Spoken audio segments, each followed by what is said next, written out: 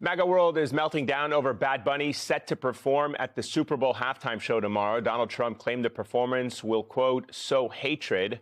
With us to talk about it all, Torre, host of the Torre Show podcast and the writer of Culture Fries on Substack. Torre, it's great to see you again. Eamon, nice to see you. Thanks, my friend. Is this just because he sings in Spanish, or is there something deeper going on here that is making MAGA world melt?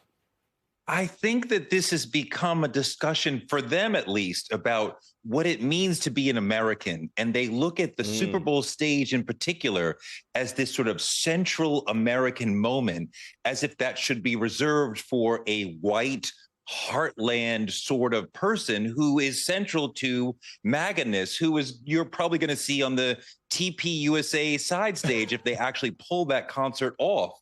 Somehow this has become about who is an American. For me, I always knew that Puerto Rico was part of America. And as a hip hopper and as a New Yorker, of course, Puerto Rican culture and Puerto Rican American culture is critical to American culture. So I always understood that Bad Bunny makes a lot of sense. But the thing is that Jay-Z, who's really programming this, is not thinking about making a political statement. He's saying, who can I put on that stage that would make people who don't care about the game care about the halftime show independent of the game? I know a lot of people. I know a lot of people who don't even watch the game.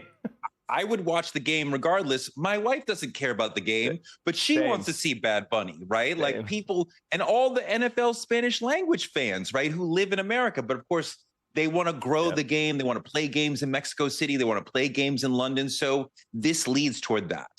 So, Torre, I want to ask about this counter-programming that you just referenced, the alternative Counter Bowl. The counter halftime show on a Christian network, which is headlined by Kid Rock, as I understand it. I went back and I looked at some of the lyrics that are in Kid Rock songs, because I have to admit I'm not familiar with his oeuvre. Some of the his lyrics, many of them we cannot show on TV, but I want to read you some of them and ask you to react to what they are. From Cool Daddy Cool: young ladies, I like 'em underage. See, some say that's statutory, but I say it's mandatory. What do you make of the choice of Kid Rock for this more wholesome alternative halftime show, given current events? It seems pretty relevant to current events. Yeah, exactly. I understand how TPUSA and MAGA thinks that Kid Rock is this central sort of artist who belongs on the Super Bowl stage. So if they can program their own counter-programming show, then they're going to put someone like Kid Rock up there. I've talked to Kid Rock. I'm a little bit more aware of his career and what he's been, what he's about than you are. This is a person who is very comfortable in racist spaces and yet loves Black women. Make of that what you will. All right, Torre, before we have to go, really quick, who do you think he is going to bring out tomorrow night?